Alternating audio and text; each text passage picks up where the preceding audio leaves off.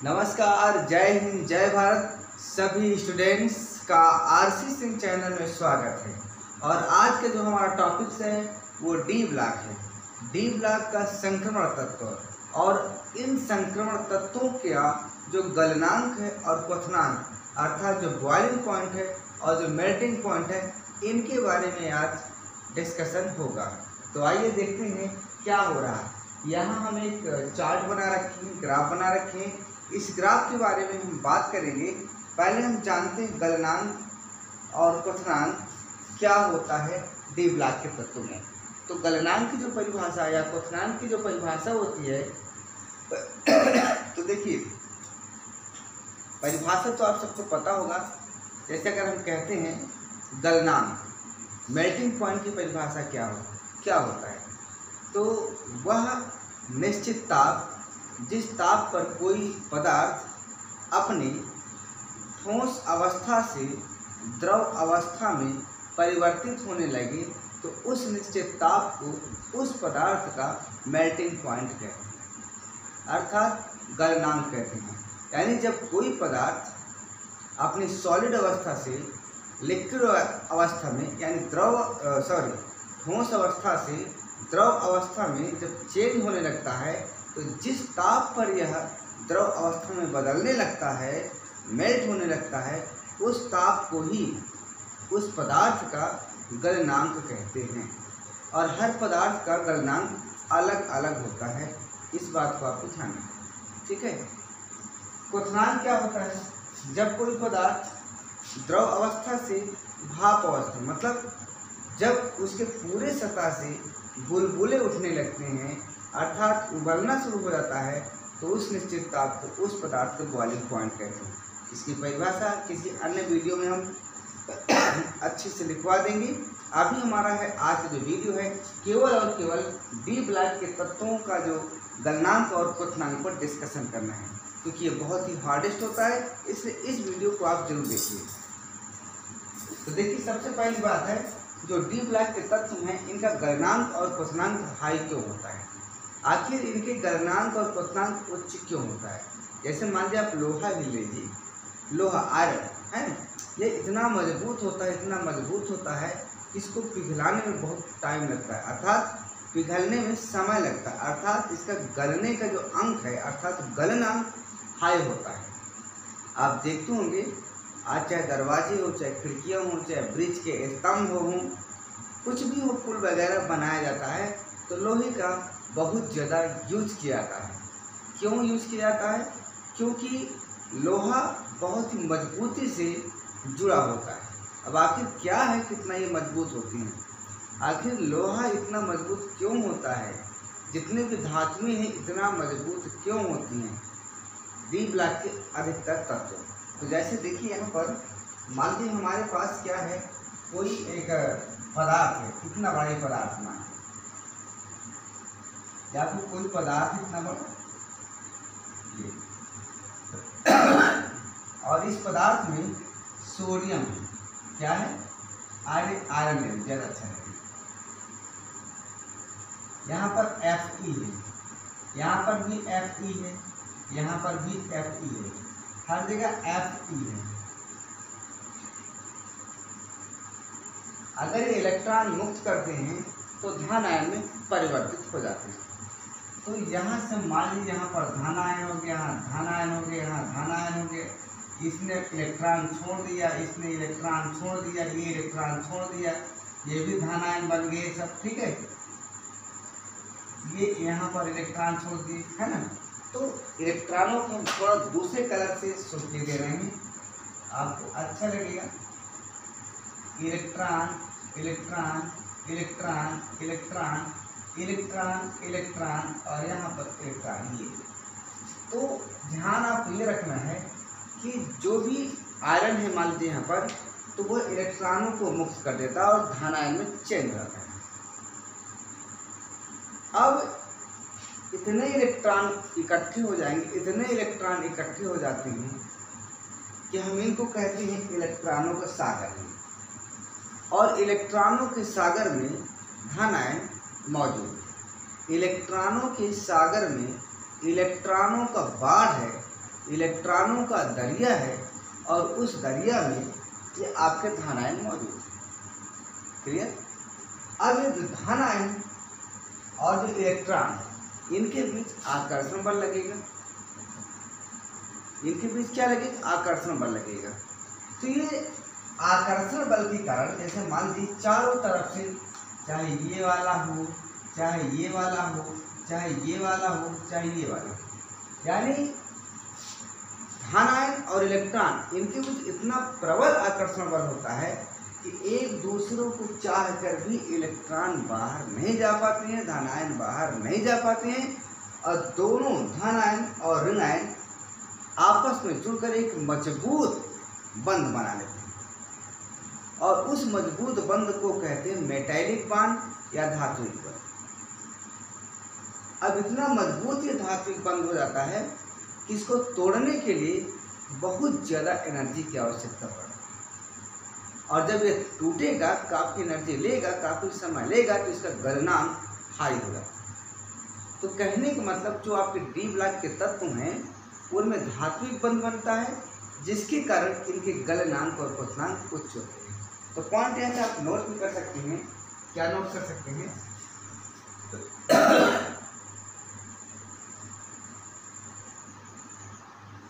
D block के तत्वों के परमाणु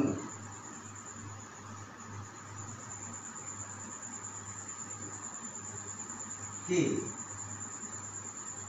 मध्य धात्विक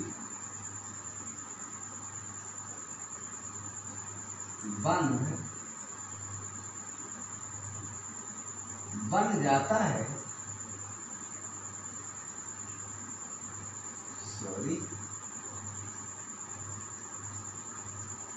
बन जाता है। इसीलिए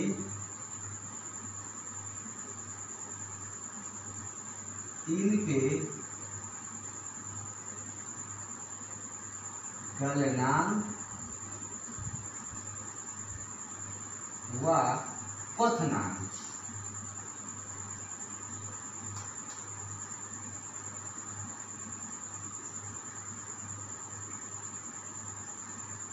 उच्च होते हैं।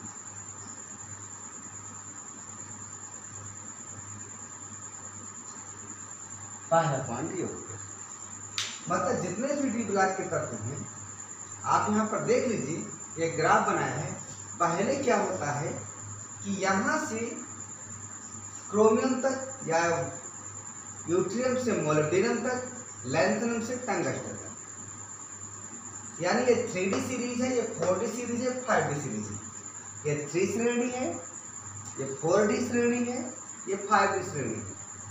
आप देख लीजिए शुरू में तो इनके गलनांक बढ़ते हैं, शुरू में इनके गलनांक बढ़ते हैं, लेकिन मध्य में फिर देखिए जब यहाँ उच्चतम बिंदु पर पहुँचते हैं तो उसके बाद अचानक इनका गलनांक कम पड़ जाता है, इनके गलनांक कम हो जाता है। जैसे 3D सीरीज में देखिए स्कैंडियम से क्रोमियम तक तो गलनांक बढ़ा है, लेकिन उसके बाद फिर एक बार भी मैग्नीज का गलनांक कम हो गया है। अब इसका रीज़न क्या है अभी हम बताते हैं, पर अभी जानिए कि लगभग शुरुआत से लेकर मध्य तक तो इनके गलनांक बढ़ते हैं, लेकिन फिर मध्य में अचानक उच्चतम से उच्चतम में जब पहुंचता है तो उसके बाद गलनांक कम हो जाता है, फिर उसके बाद बढ़ना शुरू होता है, फिर लगभग समान होता है, फिर बिल्कुल से कम हो जाता है। आखिर ऐसा क्यों होता है? क्यों होता, क्या रीजन? तो देखिए होता क्या है कि जो अयुग्मित इलेक्ट्रॉन है, जितना ज़्यादा अयुग्मित इलेक्ट्रॉन होंगे उतना ही ज़्यादा धात्विक बंध बनता है, कोवैलेंट बॉन्ड बनेगा। यानी कुल मिलाकर कहने का कि इलेक्ट्रॉनों अयुग्मित इलेक्ट्रॉनों की संख्या अधिक होने के कारण धातु, जितना अधिक अयुग्मित इलेक्ट्रॉनों की संख्या होगी उतना ही ज़्यादा धात्विक बंध प्रबल होगा, और धात्विक बंध प्रबल होने के कारण उनको तोड़ना काफ़ी मुश्किल होता है, अर्थात गलनांक और क्वथनांक उच्च हो जाते हैं। अब जो डी ब्लॉक के तत्व हैं अर्थात जो संक्रमण तत्व हैं, इनमें क्या होता है कि इनमें अयुग्मित इलेक्ट्रॉनों की संख्या बहुत ज़्यादा है। जैसे देखिए यहाँ पर अगर 3D सीरीज की मैं बात करूँ, 3D सीरीज की मैं बात करूँ, मैं थोड़ा देख लूँ जगह कहाँ तक है यहाँ पर, ठीक है, देखे रखिए, आइए, ठीक है, नीचे भी जगह हम लिखेंगे। जैसे अगर मैं 3D सीरीज की बात करूं तो आपको पता है शक्ति वक्रमान, शक्ति वक्रमान फेको नी कु जाए 1 2 3 4 5 6 7 8 9 10। यहाँ पर क्या होता है आपको पता है 3D1, यहाँ 3D2 होता है, यहाँ 3D4 होता है, 3D5 होता है, 3D देखो देखो देखो यहाँ 3 करो, यहाँ पर 2 करो, यहाँ पर 3 करो, यहाँ पर आप क्या करेंगे 4 करेंगे, यहाँ पर 5 करेंगे, फिर यहाँ पर 3D6 करिए, यहाँ 3D7 करिए, 3D8 करिए, 3D9 करिए और 3D10 करिए। ठीक है, मतलब ये इलेक्ट्रॉनों की संख्या है डी में। अब ये डी में इलेक्ट्रॉनों की संख्या है तो जरा यहाँ पर देखिए, यहाँ पर अयुग्मित इलेक्ट्रॉन की संख्या 1, क्यों ऐसा हम क्यों कहते हैं, देखिए जैसे आपको पता है कि जो डी ऑर्बिट होता है उसमें 5 कक्ष होते हैं, 1 2 3 4, तो यहाँ पर तो 1 है, यहाँ पर 2 है, यहाँ पर 3 है, यहाँ पर 4 है, यहाँ पर 5, यानी क्रोमियम तक देखिए, क्रोमियम तक 4 हैं, क्रमशः बढ़ते चले जाते। और यहाँ मैग्नीज को भी छोड़िए, मैग्नीज अपवाद अभी बताते हैं आपके इसका गलनांक कम क्यों होता है। जैसे फेरिक में जाएंगे तो 6 है इलेक्ट्रॉन, तो एक यहाँ चला जाएगा, फिर एक यहाँ आ जाएगा। आप देखिए यहाँ पर कितना बचे, 4 अयुग्मित इलेक्ट्रॉन बचा, यहाँ पर 3 बचेगा, यहाँ पर 2 बचेगा, ठीक है, यहाँ पर 1 बचेगा, यहाँ 0 बचेगा। क्या नीचे से दिखाई दे रहा है या मैं ऊपर लिखूं? ठीक है, बस इससे ज़्यादा नीचे नहीं लिख सकते हैं। तो कहने का मतलब है यहाँ पर अयुग्मित इलेक्ट्रॉन की संख्या 1, मैं फिर से अच्छे से लिख दे रहा हूँ, ध्यान दीजिएगा।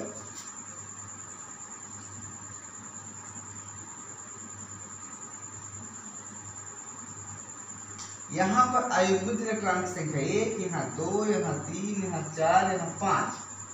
यहाँ युग्मित होना शुरू हो जाएगा तो 4 बचेंगे, यहाँ पर 3 बचेंगे, यहाँ पर 2 बचेंगे, यहाँ पर 1, यहाँ पर 0। क्लियर? तो देखिए अयुग्मित इलेक्ट्रॉन की संख्या जैसे जैसे बढ़ रही है तो यहाँ स्कैंडियम से लेकर के क्रोमियम तक, स्कैंडियम से लेकर क्रोमियम तक बढ़ रहा है। मैग्नीज को भी छोड़िए आप, फेरिक में देखिए कम हो गया अयुग्मित इलेक्ट्रॉनों की संख्या, तो उसका क्वथनांक कम होना शुरू हो जाएगा, गलनांक कम होना शुरू हो जाएगा। यहाँ देखिए क्या, फिर कम होगा। फिर उसके बाद जो आप कोबाल्ट है उसमें अयुग्मित इलेक्ट्रॉनों की संख्या 3 रह गई तो और कम हो गया, फिर निकिल में 2 रह गए तो और कम हो गया, कापर में 1 रह गए तो और कम हो गया। और इस प्रकार से जिंक में तो बिल्कुल है ही नहीं, जिंक में तो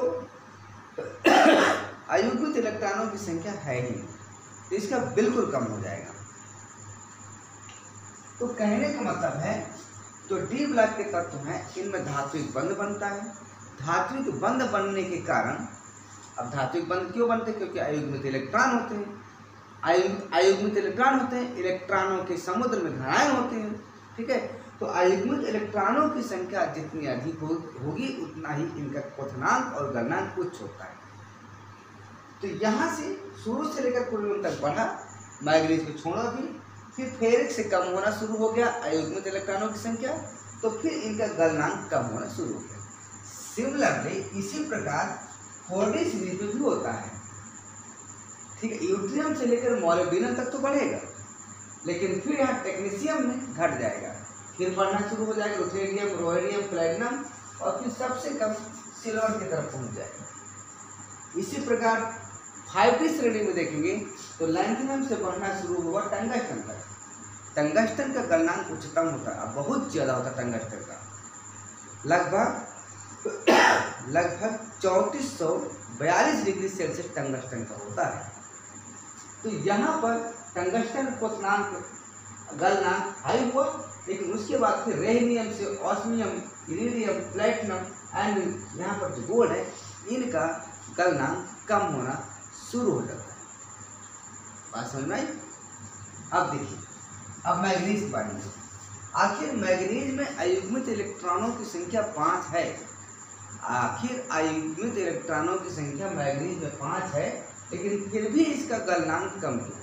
टेक्नीशियम का गलनांक कम क्यों हो गया, ये चीज़ जानना है। तो देखिए, क्योंकि जो मैग्नीज है, ध्यान रखिएगा, जो आपको मैग्नीज है उसमें होता क्या है, मतलब मिटा दो एक जगह 1 मिनट।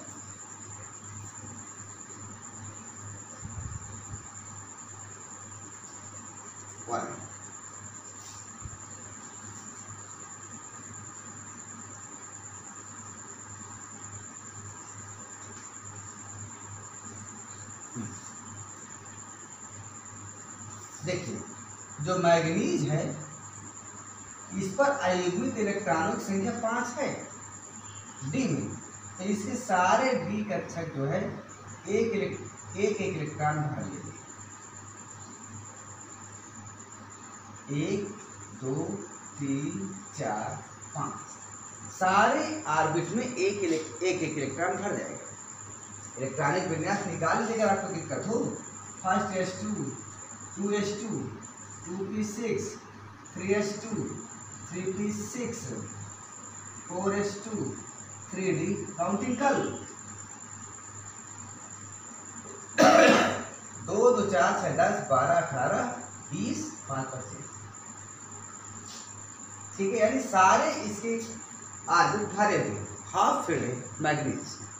तो जब मैग्नीज हाफ फील्ड है और सारे इलेक्ट्रॉन एक ही डायरेक्शन में मूव कर रहे हैं, घूम रहे हैं, ये एक अर्धपूरित है, अर्थात चाहे हाफ फील्ड हो चाहे फुल फील्ड हो, अगर कोई ऑर्बिट हाफ फील्ड है या फुल फील्ड है, पूरे भरे हुए हैं या अर्ध ऑर्बिट भरे हुए हैं, तो वो थोड़ा स्थायी होता है।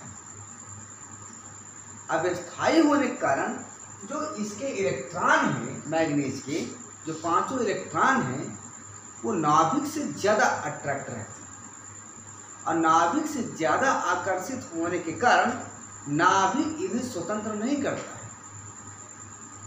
धात्विक बंध बनाने नहीं देता है, अर्थात मैग्नीज धात्विक बंध जल्दी नहीं बनाता है।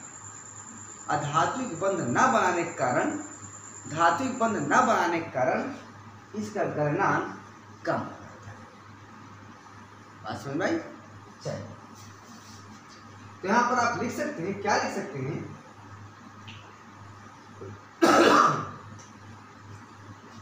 मैग्नीज के बारे में क्या लिख देंगे, चूंकि अर्ध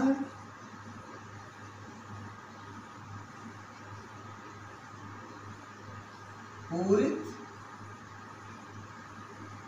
ऑर्बिटल भरे हैं, जिससे स्थायी इलेक्ट्रॉनिक विन्यास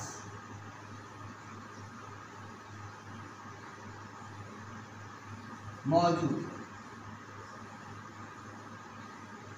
मैग्नीज की बात कर रहे हैं, और मैग्नीज के इन इलेक्ट्रॉनों को नाभिक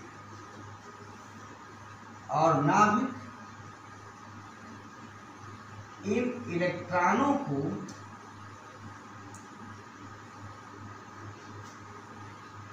मजबूती से पकड़े रहता है,